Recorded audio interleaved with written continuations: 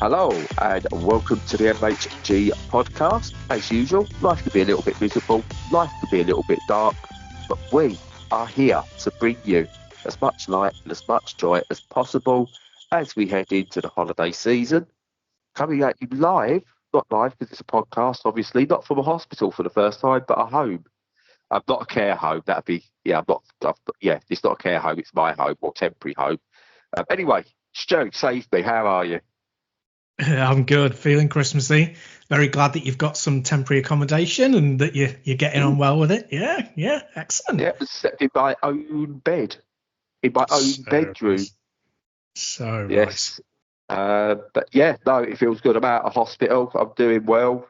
45 days. I've worked out, even though it was 23 days from entry to entrance of the rehab centre, one of those days was taken up by being shown around and everything, and one of those days was taken up by waiting to leave, waiting for the hospital transport. So it was exactly 3 weeks from start of rehab to end of rehab. So, yes. Nice. Days. The NHS will love you. The quicker they can pack you off and out, the better. So we've worked it out. We think they budget. But as soon as someone comes in, they get a 6 weeks budget for someone. So if they leave early, they can use that to then put on someone else who might need a bit extra time.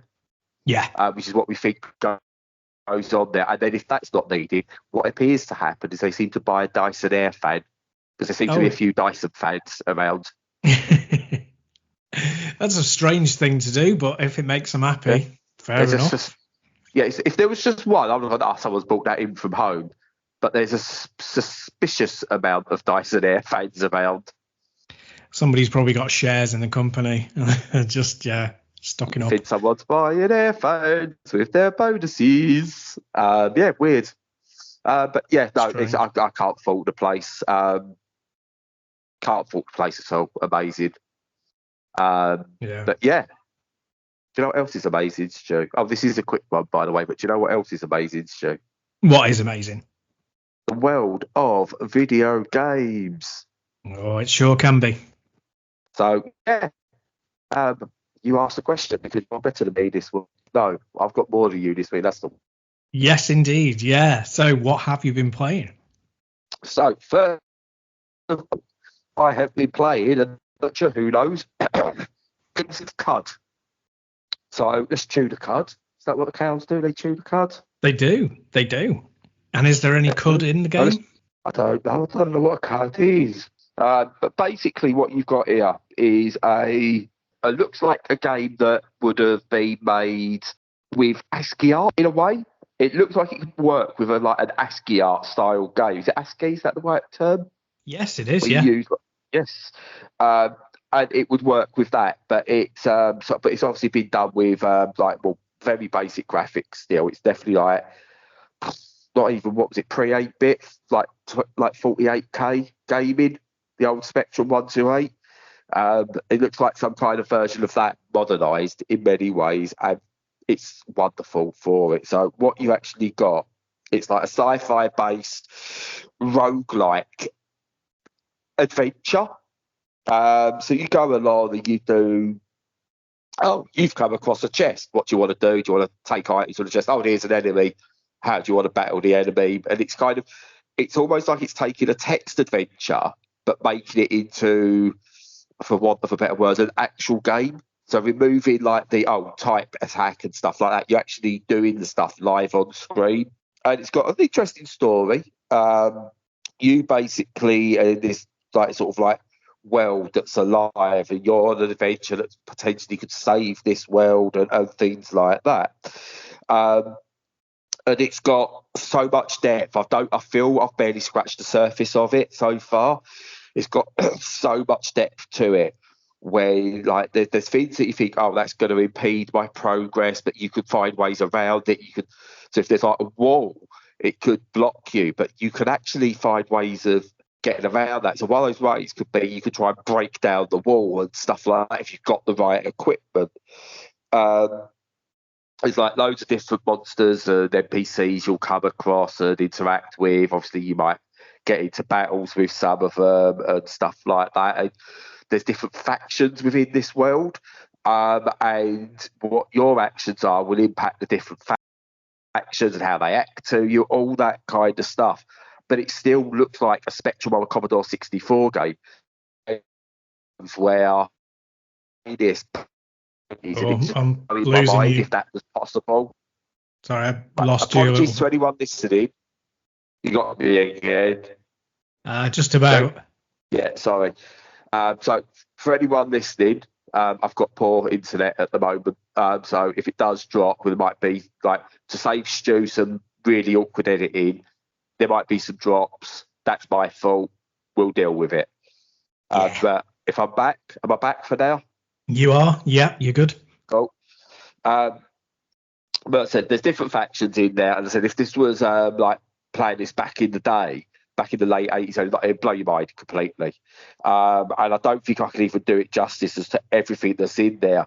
It's like it's tactical, it's very RPG. Do you know we spoke last week about that game, the out of 10 one? I can't remember what it was called, Samurai Spirits or something. Yes. Yeah, Spirit of Samurai. Spirit, yeah. That's the one, Spirit of the Samurai, Yeah. where it had loads of different systems and it was just confused. This, on the other hand, shows how you can bring in X amount of systems, and if you carefully craft it and make it work, it just makes it all come together so well, because it's part tactical, it's part RPG, it's part adventure, it's part text game.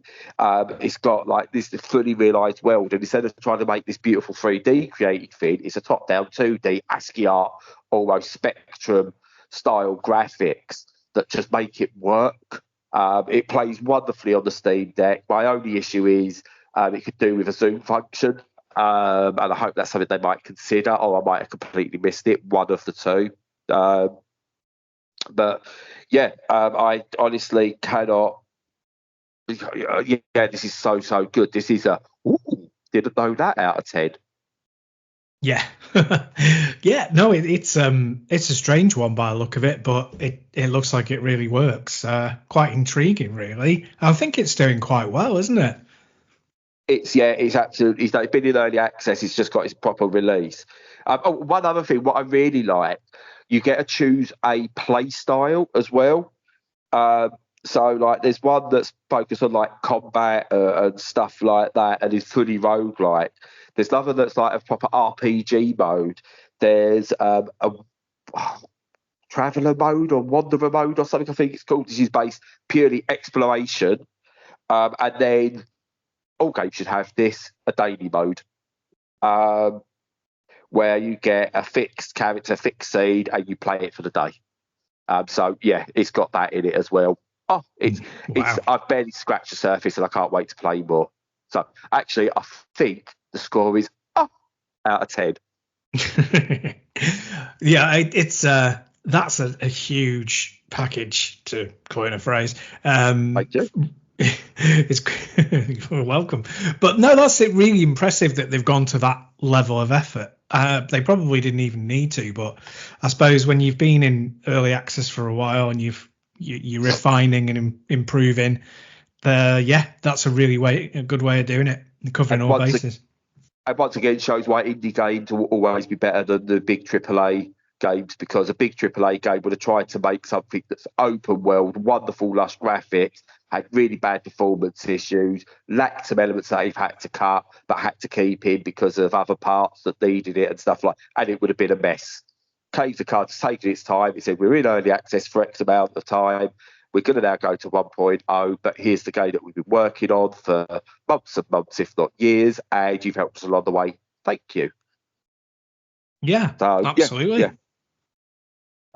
So, what have you been playing, and does it carry on the indie greatness? I don't know, really. I don't even know if they're an indie studio, but what I've been playing is a game called Alien Rogue Incursion by a team called Survios. And that strange unknown, what's that from? Alien? Yeah, that part of it is a little bit more recognizable. Yeah, you might have done. Yeah. And it has the distinction of being the first sort of proper, in inverted commas, alien game or aliens game in VR. So obviously Alien Isolation had a VR mod that's very, very popular. If you want to have a heart attack play that game in VR. I mean, Yeah. play it in flat screen and it's enough to give you a heart attack. You know, I had to give up on that game. I found it tense. Yeah, tense. Yeah. Even I found it tense. I think in VR I might actually go, oh yeah, games can be scary. Yeah, exactly. It's like tense in the way that that Resident Evil is, even though Resi is more over the top than Alien Isolation. Alien Isolation is more classy. It should have been called Alien Nope. Well, precisely. Yeah. Anyway, the actual game you've been playing. But no. But yeah, this one very different. Although it's got a lot of the hallmarks. It's a really, really strange game for a lot of reasons. Really, really interesting because of that. So, like, the basics is that obviously it's an action adventure. Well, it's not actually that, you know, it might not have been an action adventure. It could have been more lent more towards puzzle. It could have lent more towards the isolation model of running away. It could have gone full on balls out action where it's just firing the pulse rifle the entire time. But no, it has got a good mix of stuff, and it's gone that kind of Half-Life Alyx route of it. It's an action adventure where you have a lot of tasks to do. And they're the sorts of tasks that if you're playing them in flat screen, you'd be bored within seconds, and it'd be busy work. But because it's VR, it's fun. So there's things like hacking terminals, and there's things like using your welding gun to get through doors, and, you know, solving little mini puzzles and doing little kind of fixing these little terminals so that power can get through. You know, like little kind of Wetris style, you know, fixing tube type things. Doesn't make sense, but it does when you play it. But lots of that, lots of you know, your equipment is on different parts of your body, and you reach for it. You have to do proper reloads and do the action yourself, etc., etc. So it's got all that kind of VR stuff of being very immersive and very tactile with what you're doing in the world. It's also got the aesthetic of Alien and Aliens. It leans much more towards the latter. So it's much more like the sequel. So the game starts with you crash landing on a planet that's very similar to LV-426, and you have to, you know, look around this base that's very similar to Hadley's Hope from that film. And obviously you encounter aliens. So yeah, and then you shoot them. So that part of it is quite, you know, understandable. And you have to, you know, find ammo. Ammo is scarce. You have to be careful, short control bursts, etc. And you know, it picks up, you've got your motion tracker, so that's in there. So it picks up all of the tropes that you'd expect, and for the most part does them really, really well. And so there's crawling through vents, and there's, you know, using your shoulder mounted flashlight in certain areas, and, you know, it's got that whole way of making it Aliens atmosphere, especially when you've got the motion tracker out and you got your gun in the other hand and you know, worried about where it's coming from. Okay, so all that, you know, great, understandable. All the sort of regular VR things of comfort modes and traversal, they're all in there. You can pick and choose best you want. Okay, this is where it starts getting weird, right? So the first bit of weirdness is that movement on your arms isn't one-to-one. So that's strange. What they tend to do in VR is you have the controllers which mimic your hands, and they normally are mapped 100%. You know, when you're moving your hands with the controllers in them, it feels like you're moving your hands in the game. It's exactly one-to-one. And what they normally do, or often do, is if they bother having rendered arms, they kind of move more floppily so that they can kind of keep up. What they've done in what they've done in this game is they've made them kind of have a canned animation. So if you raise your hand, you'll sometimes see your elbow afterwards slowly rise up, and it's lagging behind by about a second, and it's really weird and a little bit immersion breaking. So that's a bit strange. Yeah. And also it doesn't have one-to-one with some of the grabbing features. So you obviously go to open doors or drawers or pull levers or any of that kind of caper, and some of it has a snap to function instead of it being a one-to-one, and that's a bit strange because not all of it does, just some of it. So that's a bit weird. And when you aim down sights with the pulse rifle, that also snaps to your view. So like it's free roaming when you've got it in your hands, but when you raise it to your eye, it snaps to your view instead of it being like a full experience. So that's a bit strange. It's an odd choice. I mean, you get used to it, but it's a bit weird. The second weird choice is the alien AI, which is very, very odd. So it seems to work well enough, although fairly prescriptive, in that you see them, they'll come out of a vent or through a door, and they'll choose to go up the wall and across the ceiling and do things like that so that they're being sneaky. Sorry. Right. They come out and they choose to go up the wall, right? And I make it sound like a parent's come in and just seen their child's thrown like Nutella everywhere in the kitchen or something, and the aliens come in there and go, "What have I told you?" Yeah, I told you not to put that protoplasm all over the place. Yeah, that's what you said. It's the first thing that entered my mind. So you carry on, Stu. You're quite all right. Yeah. So yeah, no, they scatter around and you're tracking them with the tracker. Great. Sometimes they come into the room and immediately leap at you, which again, great. Bit cheap, but fair enough. But they tend to come close to you and then stand there menacingly and do nothing, and then you can shoot them, which is again just like the parents don't over. Yeah, exactly. That's it. I want an alien sitcom now. I know, that would be really good. So that's a bit naff. The shooting is okay. It's not bad, but it's not brilliant, and I think it's partly to do with the snap to thing. It's partly to do with the aliens not being very exciting enemies to fight, which is a bit disappointing.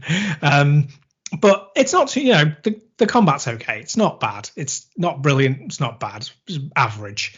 But the graphics, I like the graphics. It's been getting some criticisms in some places. I think probably because it's a PSVR 2 title and it doesn't really make most use of it. It's a PC VR title, and even on max settings it's not great. It doesn't bother me because I mostly play MetaQuest 2 now, and that's I'm used to the graphics not being much, so it doesn't really bother me. But the style and the design is very Aliens. That's great. Okay, so it's a bit of a mixed bag playing wise. I really like it. I've just been really enjoying it because of the atmosphere, and I like the interactivity side of it, and that's very, it's got enough Alien stuff in there to be good. The last sort of weird thing is it's been named part 1 of 2 as a game, and there was none of this in the pre-release. It was marketed as a full game. And now they've kind of stepped back and said it's just part 1 of 2, which makes me think, this was unready, unfinished, and they've taken the second part of the game away to work on it and fix it maybe. So very odd. Would I recommend buying it? I'd say if you're an Aliens fan, yes. If you're not an Aliens fan, no. I would say either wait till it's cheap or just not bother and get another action game that's more polished. But if you're into it, go for it. But I'm enjoying it, but I've got a low barrier when it comes to Aliens games. Yeah. So 2 questions. So we're gonna double score this one, okay? Because it needs a double score. On the first of all, noise out of 10. Well, it's got to be the alien shriek noise out of 10. So I will put that in the edit. No. Come on, Stu. Well, it's kind of like a high-pitched elephant, isn't it? It's kind of like. Out of 10. Well done. There you go. That'll do. Yeah. Right. So, yeah. Secondly, on a scale of Colonial Marines to Isolation, where does it sit? Do you know, I've not played Colonial Marines because of the bad reputation. Exactly. So on that scale. On that scale, I would say it's better than Alien Trilogy, which isn't that difficult, especially as that feels ancient. I would say it's not as good as Alien Resurrection on the PS1, okay. Although that's really janky as well in its own way. That's still good. But it's a solid game. But it's all right. It's okay. You wouldn't stick it near the bottom of the pile, so to speak. It's fine. Yeah, it's fine. It's not as good. It's nowhere near in the same league as Alien versus Predator, like either of them. Certainly not as good as Alien versus Predator 2 by, was it? I want to say Monolith. Yes. Yeah, I think so. It's 20 years ago. What was the one that reinvented controls? That was an Alien game, weren't it? Was it Resurrection on the PS1? Because that I had. think it was, yeah. That's the one first, that done dual stick proper. Yes, it was the first. I think the first console game to ever use dual stick controls. Yeah, I think. and reinvented the wheel essentially when it came to FPSs. Yeah. God, it's such an important franchise in like movie history and film, games history and everything, really, isn't it? It's like Alien just over the past 40 years. 50 years are we going now? 40 years still. Jesus, still just about 40 years. Just about. Yeah, we're not in the 50 years yet. So as soon as the 50th anniversary comes out, you know you're over the hill. Yep. But yeah, no, it's such an important franchise. What happened with Colonial Marines and the fact it took a mod that apparently one line of code to really like fix the game. Like changed literally one letter in a line of code and it fixed everything, but it was still a bad game. But yeah, so Randy Picture has already made the Alien comedy, but we still want to see the sitcom show. Let's get it happening. Oh God, yeah. What's your favourite Alien game of all time? Oh fucking hell! Excuse me. So I've got a soft spot, and I know it's not great. I've got a soft spot for Alien 3 on the Mega Drive. On the Mega Drive, because, yes, it was the first Alien game I ever played, and based on that, I then went to see. I got to see the film because I kept bugging my mum. Mum, can I watch Alien 3? Oh, Mum! And then she went, no, you can watch Alien. Oh, all right, okay, I'll watch that first. And I was blown away. And at that age, it was a horror that did actually scare me at the time. Horror film, not science fiction film. You agree, Stu? Yes, definitely. Yes, thank you. Good. The later films are science fiction, but the first one, at least, definitely a horror, not a science fiction. Anyway, which is why Alien Isolation works. So Alien Isolation is probably my favourite, then Resurrection, and then Alien 3, because I've got a soft spot for it. Cool. Mine probably Alien. Well, if it counts, Alien versus Predator, the Capcom game, obviously, is my absolute favourite. It counts. Does it say Alien? Yes, it does. So there it is. Excellent. And my second would probably be, probably Aliens versus Predator 2, the Monolith one. But if that doesn't count, or either of them don't count, probably Alien 3, either Mega Drive or SNES, where they were really good at the time. Probably pissed me right off now, but who got it at the time? No, I've tried playing them recently. It's just you stay in the memory banks, okay? You stay there. Fair play. Yeah. Also, fourth best, Dead Space.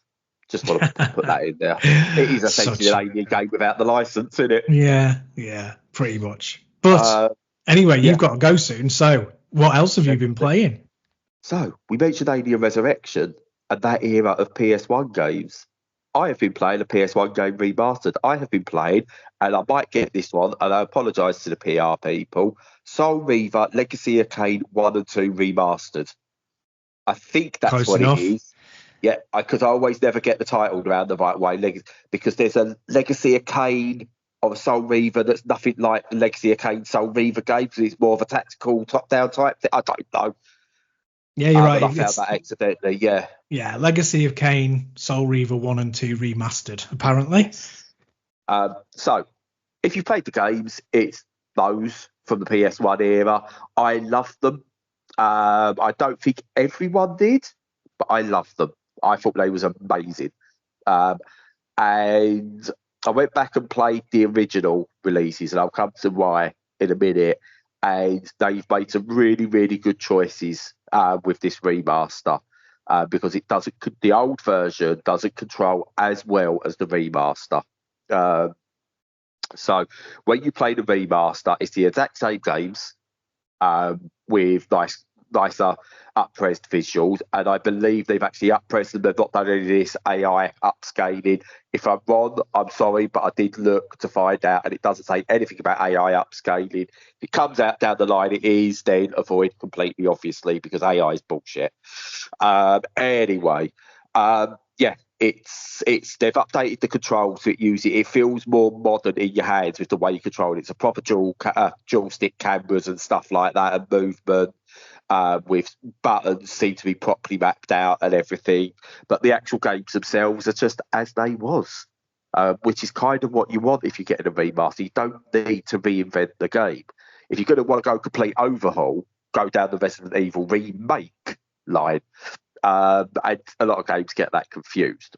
But it's got my favourite feature in a remaster, Stu. Can you guess what that feature is?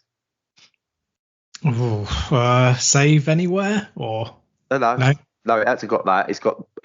To be fair, it's got the bullshit save system from the originals, but yeah, that's sound. If I wanted to save anywhere, I'll just play the original on an emulator and save scum it, but yeah, I'm up for the experience. Halo has it, and Tomb Raider Remastered has it, trilogy. Oh, you can switch between the old version and the new version whenever you want. Just click a button and off you go.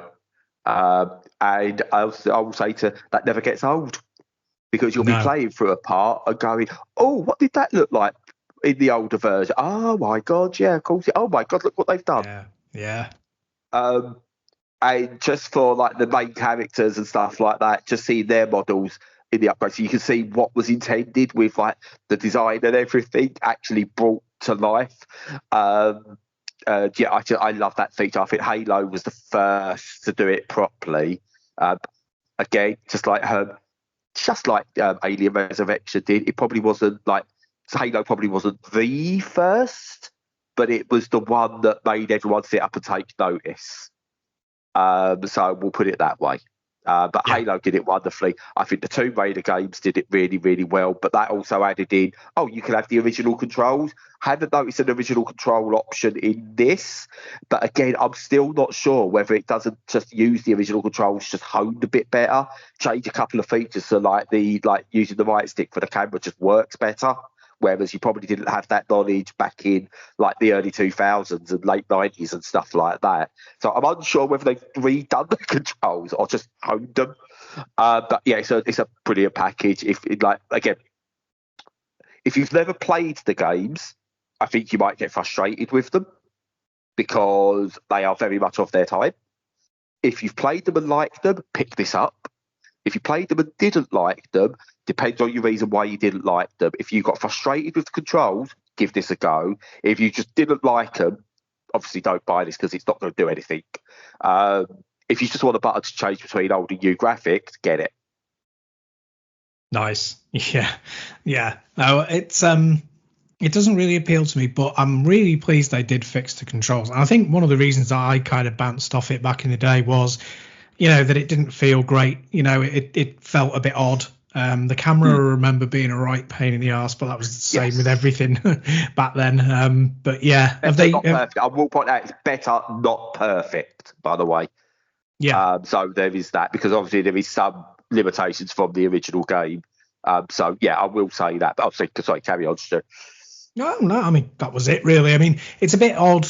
I don't know if it is odd, but it's a bit odd that it's a remaster rather than a full remake. But I guess that's just cost. I suppose they're not necessarily going to be as big enough audience to justify a full remake.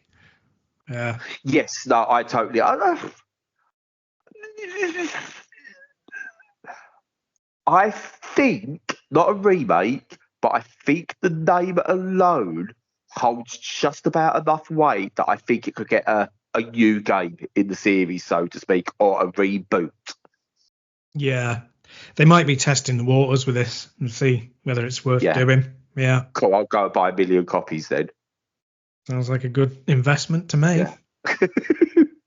Yeah. So obviously, what everyone's waiting for is our brand new feature. We could even make a jingle for it. We won't make a jingle for it. That could be our jingle. We could make a jingle for it. We're not going to make a jingle for it. There you just go. Throw it on a loop. Stick some music behind it. Yeah. No music. Just the various noises out of 10 we make. Just that in the background. I'm sure that won't be obnoxious and horrible. That could be hold music. That'd be amazing hold music. Drop our number of viewers down from 5 to 2. Yeah. But yes, noise out of 10. It's like a out of 10. Fair. Yeah, memory banks and all that in it. It's like when you see an old baby picture, you're like, So, yeah, that's that out of 10. Well, good enough. And because I've got to keep it short and concise, Stu, you ready for this?